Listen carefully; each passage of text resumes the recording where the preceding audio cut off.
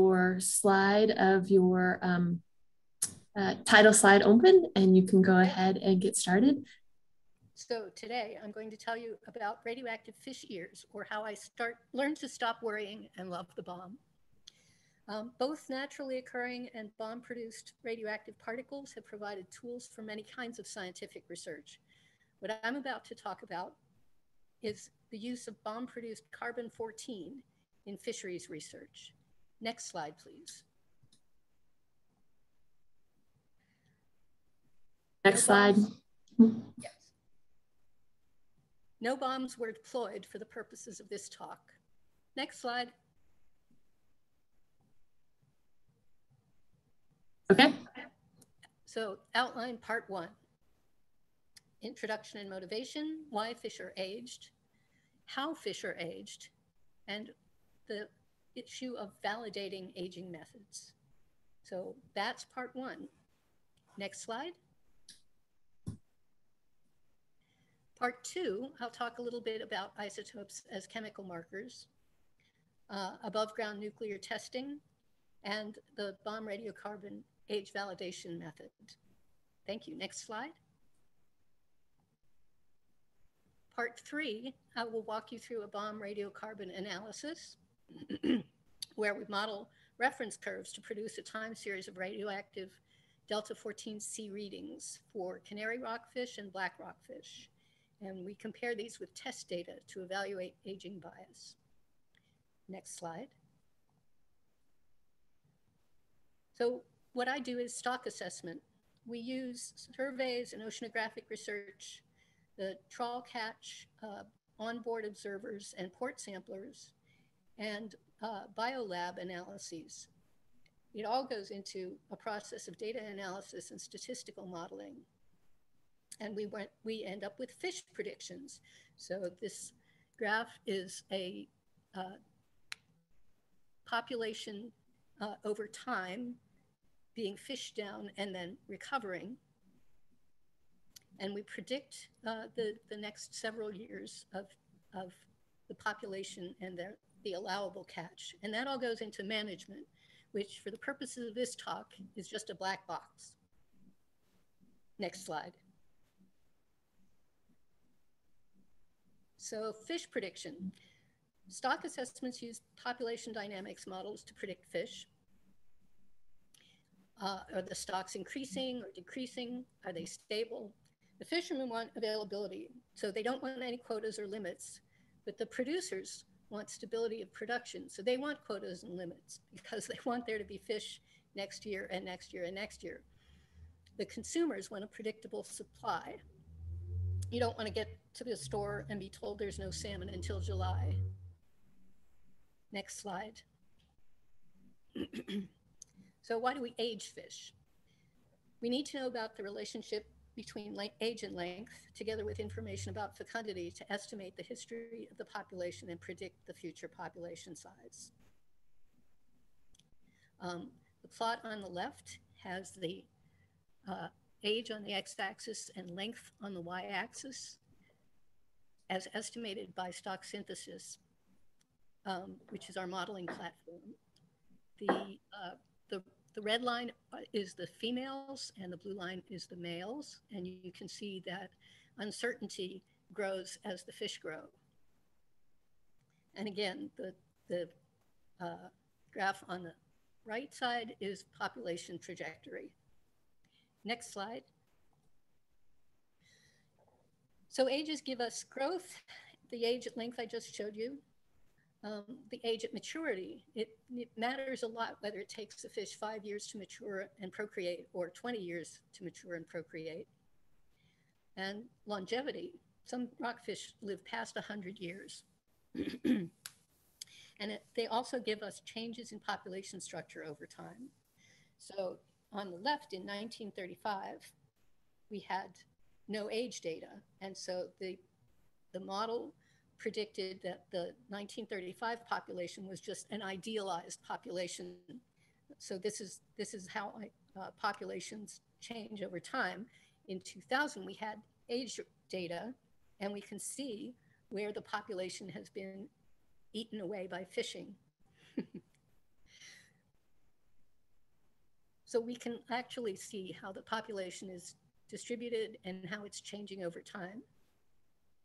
Next slide. So fish literally have rocks in their heads. These are called otoliths, which is Greek for earstone. It's calcium carbonate that's accreted from the water. And because it records the chemistry of the water where the fish has been. Otoliths are ringed like trees, and they're aged by visual inspection of the growth increments. Other ring structures are also visually aged, spines and fins sometimes. Unlike bony parts or cartilage that can be remodeled through an animal's life, otoliths once laid down do not change. We use thousands of otoliths in stock assessments if we can get them aged. Aging is hard. Next slide, please. So here are 4 otoliths, and you can see that they're all built differently. They have different spacing between the increments, and we believe those are annual increments, although in many cases we're not sure. We have a lab in the Barry Fisher building where people are aging otoliths by literally looking through microscopes every day. It's very hard work, and they work very hard.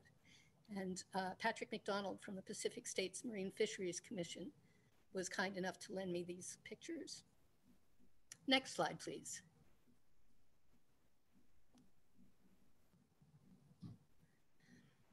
So what we'd like in aging is accuracy and precision. And we have ways to get at how much imprecision we have, but we don't have any way to know accuracy or bias without validating our aging methods. Next slide, please. Validating a method of age determination is as important in fisheries biology as standardizing solutions or calibrating instruments in other sciences. Next slide, please. So there are a lot of different ways to go about age method validation. And we're not validating the ages, we're validating the method. So there are tag recapture studies of different types. You can release known age and marked fish into the wild. Chemical marking is with oxytetracycline, which is either fed to them or they're exposed to it as fry. There's chemical tag recapture, and that gives us a sense of the periodicity of those annuli. And then there's physical tag recapture. The problem with tag capture studies is that in the marine systems, the level of recapture is very low. You can do captive rearing, but that might not reflect the wild environment, but you do have control over and knowledge of exactly what age the fish are. There's length frequency analysis of the population and large cohort analysis of the population. And then there's concurrence, so you can read an otolith and also a fin or a spine. And if they agree, you have concurrence. And then there's bomb radiocarbon age validation. And that's what I'm going to talk about today. Next slide, please. So we're on to part 2. Next slide.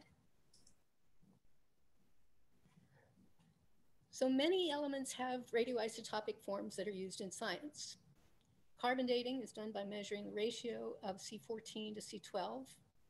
C14 is also used in pharmaceutical research, I didn't know this, to trace drugs in the body during testing.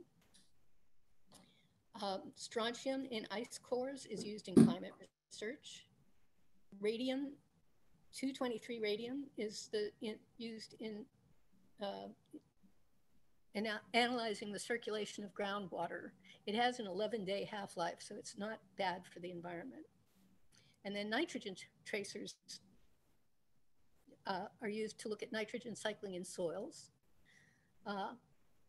Different ocean basins have different isotopic ratios of lead because of different substrates.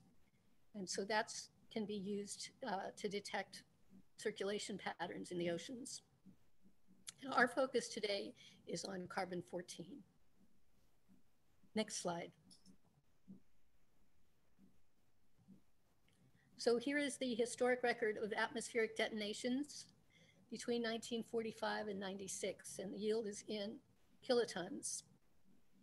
In 1963, there was a treaty signed between the US and the USSR that stopped or stopped atmospheric detonations by those countries. And so that's why you see the pattern here with very high and then very low yields of detonations. And this is atmospheric radiation. So this is not the pattern that we see for the oceans. The levels in the oceans rise later. Next slide.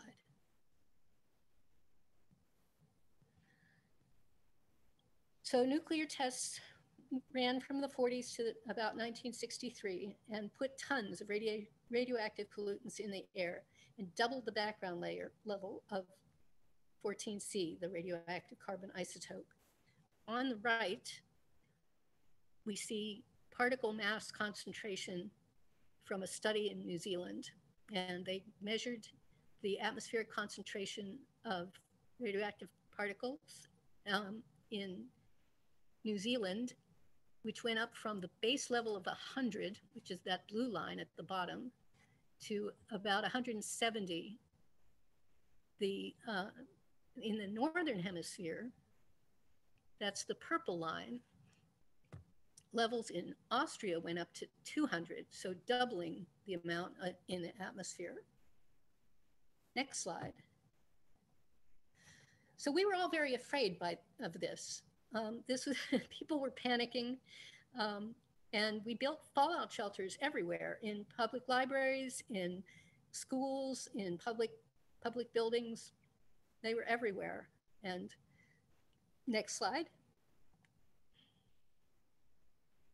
And children were told to duck under their wooden desks to shield themselves from a nuclear blast. On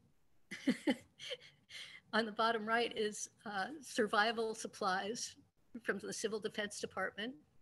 And the guy on the top left is wearing a civilian fallout suit. Next slide, please. But you could have your own fallout shelter. You could build it in your backyard. The kids at the bottom left, they're breaking ground for it. And you could either build your own or get a prefab one like the one at the top right. A lot of people did this. And when my neighbor's house sold a couple of years ago, I discovered that it had a fallout shelter.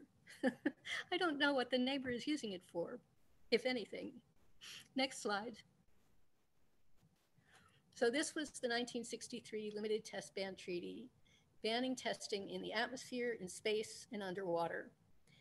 Other countries subsequently signed on to similar treaties, except, of course, North Korea. Next slide. If North Korea fires nuclear missiles at Los Angeles, Dr. Robert Levin might seek protection from fallout by wedging himself into the crawl space under his Ojai home. This was from USA Today in 2017. We hope that doesn't happen. Next slide. So since 1963, most of the radiation in the atmosphere has gotten there by industrial accidents.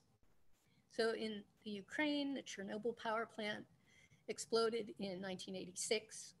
There is still a 19-mile wide exclusion zone where nobody can go. Most of Europe was affected, and radioactive reindeer were found all across Sweden, Norway, Russia, and Finland. The 3 Mile Island reactor in eastern Pennsylvania had a meltdown in 1979. There was minimal release of radioactive material, but the cleanup cost $1 billion. And then in 2011, in Fukushima, Japan, their reactor was hit by a 9.0 magnitude earthquake and a devastating tsunami. And we had we had material from Fukushima wash up on the beach in Newport. Next slide, thanks. So part 3, I'm going to walk you through the bomb radiocarbon analysis. We modeled reference curves to provide a time series of radioactive delta 14C readings from Canary Rockfish and from black rockfish, and we compared these with test data to evaluate bias. Next slide. So the otolith core records the water chemistry in the year that the fish was born, the first year of its life, the birth year. And that includes the levels of delta 14C. So we can develop a reference time series of delta 14C and birth years. So for the reference time series, we want otoliths from fish born over the period of rapid change in delta 14C. So these are otoliths that are cross-read by 2 age readers and in agreement. And they're also from very young fish because those are the easiest ones to read. The test data sets are otoliths for which the readers didn't agree, and those come from older fish. Next slide. So why do we use bomb radiocarbon validation? Well, for one thing, it's an objective measure, right? Nobody is sitting at a microscope counting things. We do get precision from the microscope reads because we do cross reads or double reads, and we can see within a lab or between labs what the precision of age reading is like. But that doesn't address overall bias or random variability. So this bomb radiocarbon is the best method for older fish, and we're very interested in natural mortality, and it helps get at that. We had an otolith archive, fortunately, of suitable samples in California, and there's no reference chronology based on known age fish. So we need to do something. And we'd like to develop a general use California current reference chronology.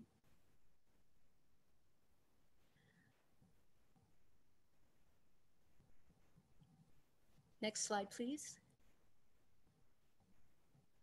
So a little history of the bomb radiocarbon age validation method. It was first developed by Kalish in the South Pacific in 1993 and 95. It's now used worldwide. In modeling, how do you determine the shape of the process that you're modeling? Well, people have tried to work out what the functional form of the bomb radiocarbon chronologies should be. So in the beginning, they fit exponential curves to the period of rapid increase, and then later were fit logistic curves to the entire data set. We now use a model that captures both the decrease and the increase in the radioactivity. The decrease is due to ocean diffusion, not radioactive decay. The C14 has a 5,700-year half-life. Next slide. So these are from a study by Hamel et al., comparing the fits from modeling otolith data with various functional forms. The solid lines are fits to the function I just mentioned. So they show the decline at the end of the time, at the right side of the graph at the end of the time series. It's radiocarbon levels on the y-axis and birth year of the fish on the x-axis in each of these. The solid line is the coupled function with the decline. The dashed line are a logistic fit to the data. And the dotted lines are a cumulative normal with no decline.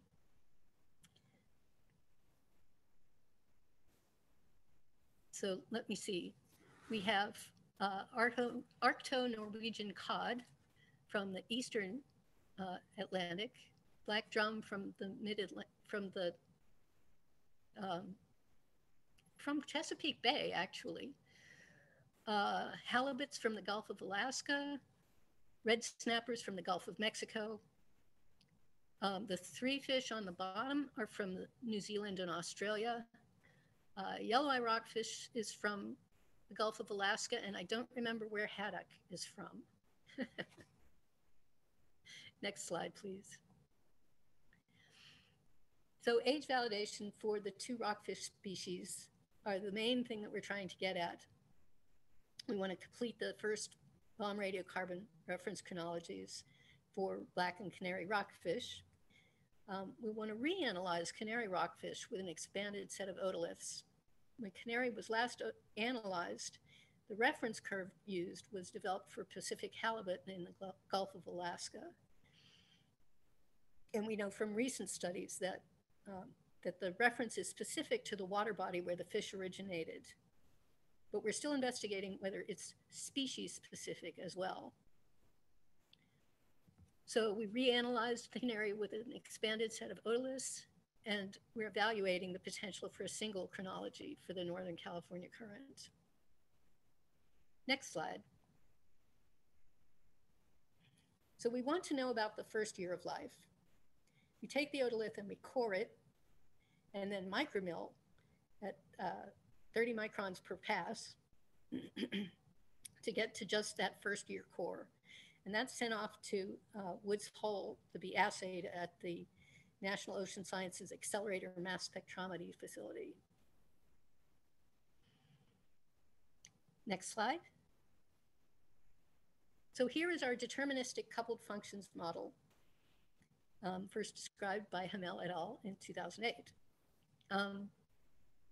I'm a visual learner, so I'll take you through the math in a minute, but I broke this out into its two components, which are the cumulative normal rise in the graph on the top left, and the linear decline in the center graph, where the decrease is due to ocean mixing and not radioactive decay. And then when these two are put together, they form the curve that you see on the right. Here below the left-hand graph is, again, the atmospheric detonation radiation. And I think that the curve matches the increase there pretty well. Note that they're not going to match the time because there's a lag between the atmospheric deposition and when the levels rise in the ocean. Next slide, please. So here's the math. We're estimating the change in delta 14C over time, which is in years. Y-min is the initial delta 14C, the minimum otolith reading in the time series of otoliths that we have. K is a scalar for the total input magnitude of radiocarbon. R is an exponential decay rate per year. Mu is the point in time at which 50% of the radiocarbon input had occurred. Sigma is the standard deviation in years, and phi is the cumulative normal function with a mean year of mu plus sigma squared r.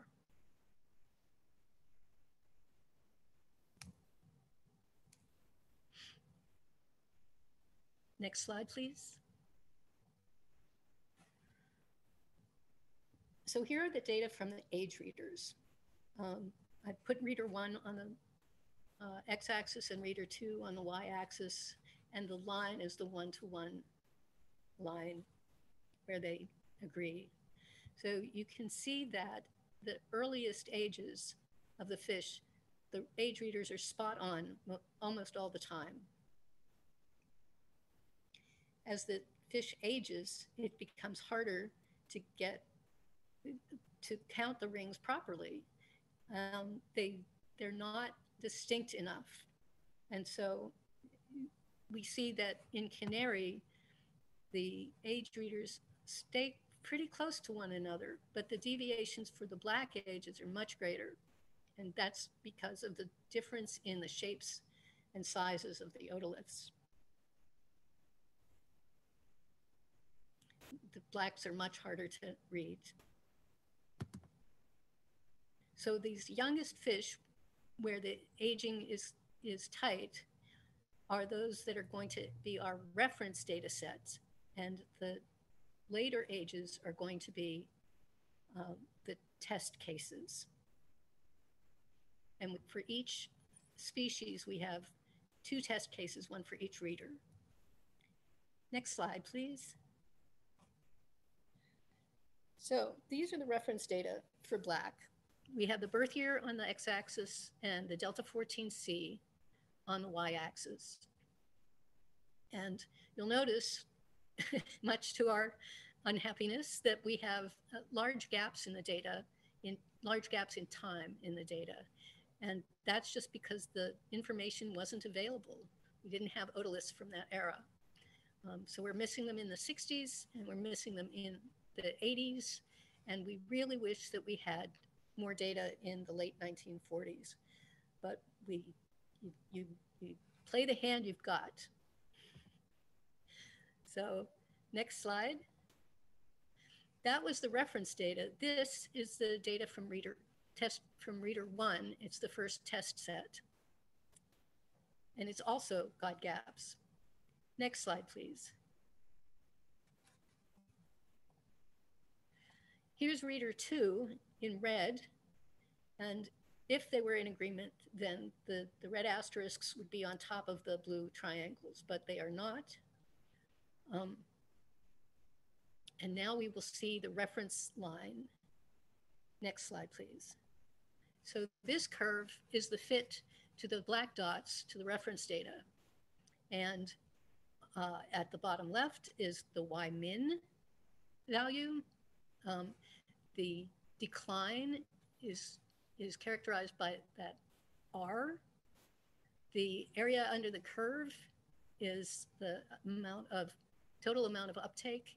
And mu is somewhere there in the middle where we don't have any data. And that's the timing of 50% total uptake of radiocarbon. Next slide, please.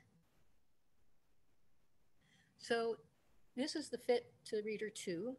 And the reason that it's shaped the same way as the reference curve is that I took the values of R, K, and sigma and Y min and fit the curve estimating only the mu value. So it's the same curve and it's just shifted by the mu estimate. Next slide, please. And there's the reader 1 estimate, and it's shifted even further. So the shift shows, for one thing, that we're underaging our fish. And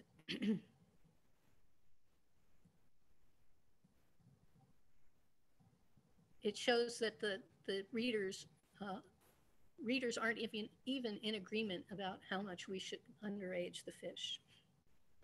Next slide, please. So here's Canary Rockfish with the same missing data issues. We really don't like the fact that we don't have any earlier data. The middle of the curve is probably not as much of a problem as that. So these are the reference fish.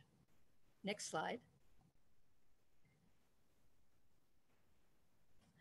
Here's reader 1 in blue triangles. Next slide. And again, in red, we have reader 2. And now you can see that the readers were much closer for Canary Rockfish than they had been for black. Next slide. So here's the reference curve for Canary. And again, I took the estimated values from this reference curve, fixed them, and then used the reader 1 data to estimate the reader 1 curve. And the difference is only in the mu value. It shifts the curve right. Again, we're underestimating the age of the fish. Next slide, please. Reader 2, like I said, is close to Reader 1, but they're much further from the reference curve than we'd like them to be. Just as a reminder, the reference fish are those very young fish that are easy to age and for which the age readers were in agreement. The rest of the fish cover a wide range of ages, but most of the reference fish are under 5 years old. Next slide, please. Well, our goal, or one of them, was to create a combined reference curve from the reference data for both species. And that's what we have here in the solid line. The dashed line is the reference for black rockfish, and the dotted line is the reference for the canary rockfish. And we were hoping to have a common reference, but you can see that they don't align. Next slide, please. So here are 4 reference curves. For Pacific halibut is the red curve. Petrale sole is the black line. The black dots are black rockfish, and the blue dots are canary rockfish. And what we can see here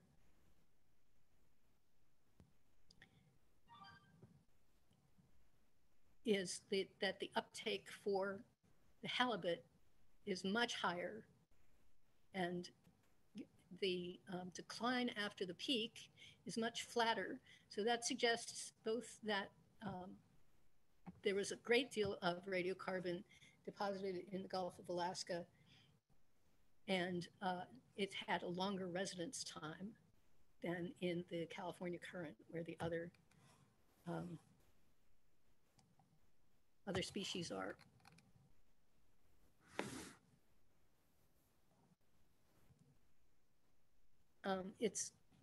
If you recall, I told you that the canary rockfish curve was compared to the halibut reference in an earlier study. And it's pretty clear from this that that doesn't work very well.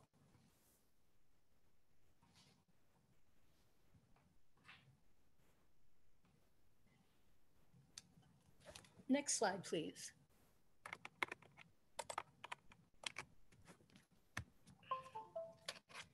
So to add insult to injury, my mouse just died, but I grabbed another one. Here are the normalized reference curves. And by normalizing them, we can compare the timing of the radiocarbon uptake. So again, the halibut had a much faster increase than the other species. And you can see here that that none of them really aligns with one another, except for petrale and black rockfish, if we're only interested in the mu value calculated from the different data sets. But they differ in obvious other ways. So again, this is unfortunate evidence against having a standard for the California current. Next slide, please. So in conclusion, we've created the first reference curves for the 2 rockfish species. The black rockfish age validation shows that it's negatively biased by 2.9 years among test fish averaging age 15, underaging the fish. And there's pretty high variability. The canary age validation shows lower variability, but again, it's negatively biased for 3 years among the test fish that average 25 years old, and we're underaging the fish. The radiocarbon data for all 3 California current species shows a lower and lagged increase in radiocarbon compared to the reference curve from Pacific halibut in the Gulf of Alaska, which again is evidence for basin by basin differences in radiocarbon residence. possibly a reason that the Canary are more negatively biased than the black rockfish is that we had a lot more Canary data.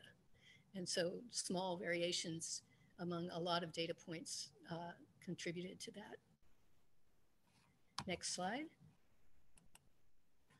So I hope that the general takeaway from this is that we work every angle to improve the stock assessments. We continue to improve our lab work, our investigations into the history of the fisheries, data collection and QA/QC, and our modeling efforts. Next slide. So next time I'll talk about management. Next slide. Any questions? Wonderful. Thank you so much for working with me. I'm going to stop sharing for right now so I can see the chat a little bit better. For anybody that's online, go ahead and put in any questions that you might have into the chat. And I just wanted to say thank you so much, Andi, for working through all of the technical issues that we had today. I think I jinxed us when you said, do we need to practice? And I said, no, we're fine. And so I think that is definitely one of the issues that we struggled with today. But I think between the two of us, we did okay. So I'm not seeing questions coming into the chat at the moment, but I am curious about, you kind of alluded to maybe some next steps. Can you take us a little further about what are you working on now? Well, I'm finishing up the writing this up, and the next steps are to really look and see if we can use the data in the reference and test sets for Canary a little differently, because there were a lot of older ages for which the age readers were in agreement. And it seems to me that we might get better coverage in areas with less data if we used those. And so I'd like to see what could come of fitting those curves. The takeaway from the bias results is, those can be used in age matrices in the stock assessment itself to increase the uncertainty according to the results that we saw. And so that will allow the model to adjust things in different ways, rather than telling it that the ages that we are telling it are very true. We're going to tell it that we've got uncertainty, we've got bias, and the model will adjust accordingly. So we'll get better results from the stock assessment. Nice. Well, we wish you luck on getting all of this out there. I think that the information is incredibly valuable and really important as we work on those stock assessments. Any last words that you want to share with us before we kind of end for our winter break? No, I think everybody should scatter and get on their buses or their planes and go home to their parents. All right. With that, Andi, thank you so much. And again, thank you for working with us. For everybody online, I hope you have a good time off. And I hope to see you again on January 6th for our next seminar. So thank you, everybody, for joining us. And again, Andi, thank you so much. Thank you. Bye now.